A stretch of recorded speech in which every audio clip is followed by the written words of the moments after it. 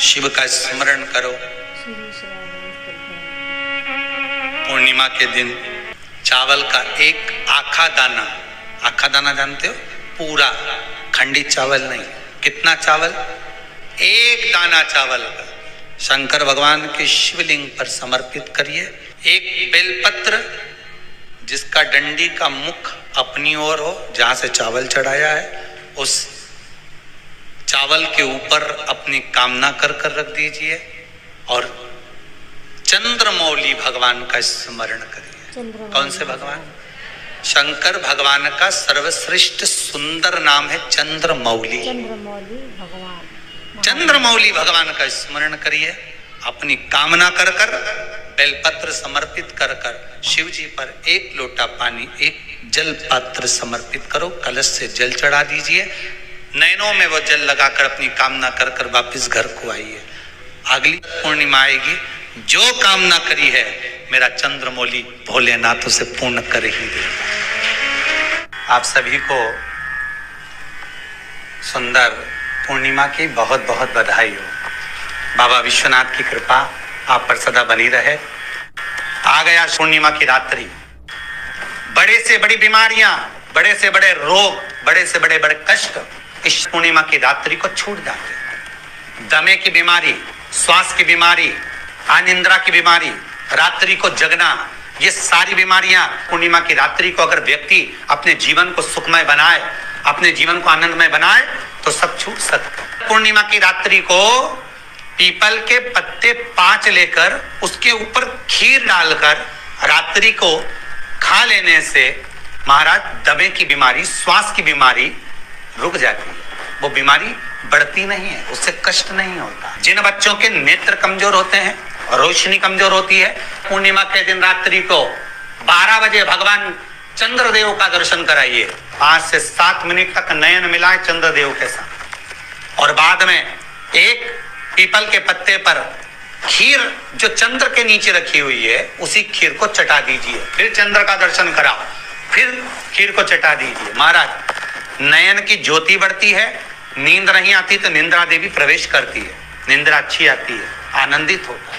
महाराज जिस व्यक्ति के शरीर में गांठ पड़ जाती हो, शरीर काला पड़ जाता हो, चट्टे पड़ जाते हो या दांत खाज खुजली हो जाता हो, उसके लिए भी पूर्णिमा की रात्रि को 12 बजे महाराज भगवान चंद्रदेव के लिए 21 दिए जलाए जाते हैं। उस 21 दिए की कालोच एक थाली में इकट्ठी करी जाती है। कालोच को इकट्ठी कर शरीर में गाय के घी के साथ में जहां जहां जगह पर चट्टे हैं, गांठ है, वहां लगाया जाता है। उसको 5 या 7 दिन लगाइए। उसके बाद में रोज प्रतिदिन लगाने के आधे घंटे बाद स्नान कर लीजिए, आराम लगना प्रारंभ हो जाता है। आज पूर्णिमा की रात्रि से लेकर कार्तिक पूर्णिमा की रात्रि के बीच में जो दामोदर भगवान का, कृष्ण का, शिव का मंगल आनंद करेगा, अभिषेक करेगा, पूजन करेगा, स्मरण करेगा, उसके सारे दुख दरिद्र दूर हो जाएंगे। रात्रि को आप बड़े प्रेम से खीर बनाओ, चंद्रदेव की साक्षी में रखो, भोग लगाओ भगवान श्री हरि को। बन सके अगर लक्ष्मी की कमी है, लक्ष्मी नहीं आ रही है, व्यापार नहीं चल रहा है, तकलीफ बहुत ज्यादा है, घर में कष्ट है, कर्जा ज्यादा है, तो एक तांबे के कलश के ऊपर, तांबे के कलश में पानी भरना, कटोरी रखना, उस पे लक्ष्मी जी की मूर्ति रखना।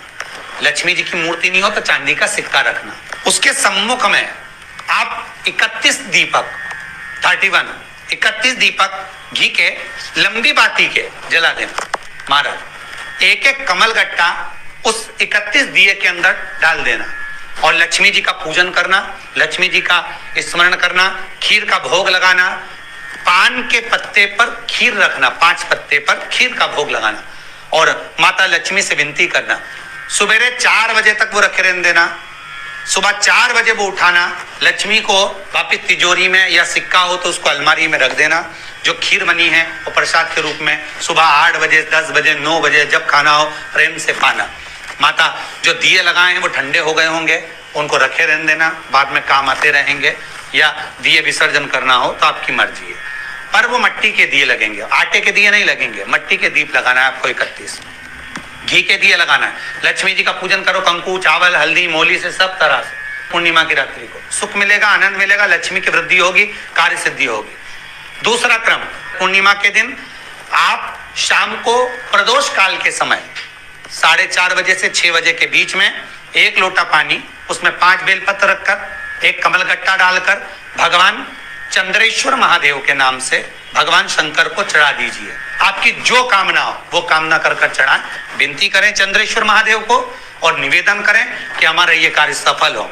केवल पूर्णिमा के दिन चढ़ाइए, कार्तिक पूर्णिमा तक क्या फल मिलता है हमको जरूर बताइए। भी पूर्णिमा की रात्रि को और कार्तिक पूर्णिमा की रात्रि को गर्भवती नारी अपनी नाभि पर यदि चंद्र की दृष्टि पड़वा लेती है तो बच्चा विकलांग पैदा नहीं होता है।